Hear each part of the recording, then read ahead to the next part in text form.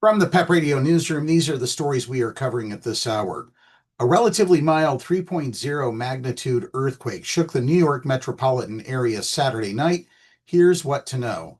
The earthquake hit in the New Jersey suburb of Hasbrouck Heights at about 10:18 p.m. Eastern Time at a depth of about 6.2 miles. It was felt fairly widely in northern parts of the state, southern New York, and even in southern Connecticut. There were no initial reports of serious injuries or significant damage in New Jersey or across the Hudson River in New York City. City officials said that as of late Sunday morning, they had not been called to respond to any building-related issues. The Big Apple has more than 1 million buildings. Though people in the United States might associate earthquakes more often with the West Coast, scientists say these types of incidents on the East Coast are not unlikely. The area feels an earthquake about once every couple of years. The northeast part of the United States does not see large earthquakes very often, said Jessica Turner, a geophysicist with the National Earthquake Information Center, which is a part of the U.S. Geological Survey. Since 1950, only 43 other quakes of this magnitude and larger have occurred within 155 miles of Saturday's event, according to the USGS. A much larger 4.8 magnitude quake that struck in Tewksbury, New Jersey, a little farther west of the city, in April 2024 was felt as far away as Boston and Baltimore. Some flights were diverted or delayed after that quake, and Amtrak slowed trains throughout the busy Northeast corridor. The region sees a more damaging one a couple times a century, if that.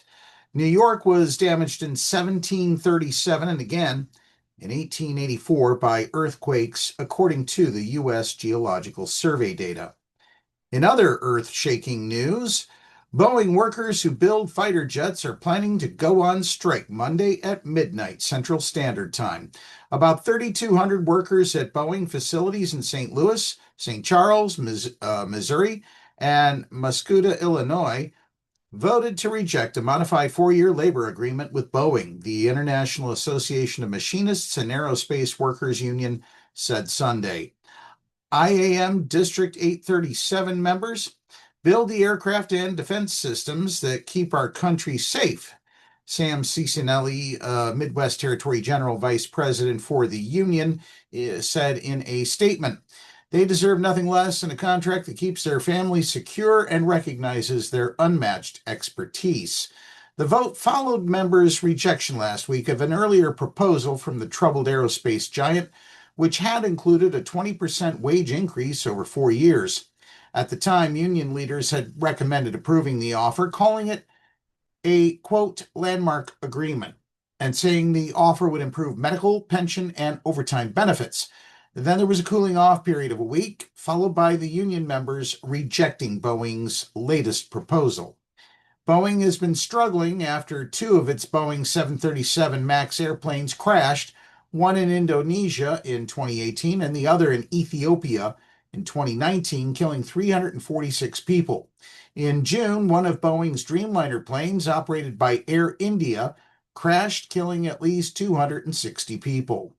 On Tuesday, Boeing had reported that its second quarter revenue had improved and losses had narrowed. The company lost $611 million in the second quarter compared to a loss of $1.44 billion during the same period last year. And finally, Loni Anderson, who played a struggling radio station's empowered receptionist on the hit TV comedy WKRP in Cincinnati, died on Sunday, just days before her 80th birthday. Anderson died at a Los Angeles hospital following a prolonged illness, said her longtime publicist, Cheryl J. Kagan. We are heartbroken to announce the passing of our dear wife, mother, and grandmother, Anderson's family said in a statement. WKRP in Cincinnati aired from 1978 to 1982 and was set in a flagging Ohio radio station trying to reinvent itself with rock music. The cast included Gary Sandy, Tim Reed, Howard Hessman, Frank Bonner, and Jan Smithers, alongside Anderson as the sexy and smart Jennifer Marlowe. As the station's receptionist, the blonde and High-heeled Jennifer used her sex appeal to deflect unwanted business calls for her boss, Mr. Carlson, played by Gordon Jump. Her efficiency often kept the station running in the face of others' incompetence. From one radio station owner to another, Mr. Carlson, I got to tell you, we're all going to miss Loni Anderson. And that's the news at this hour.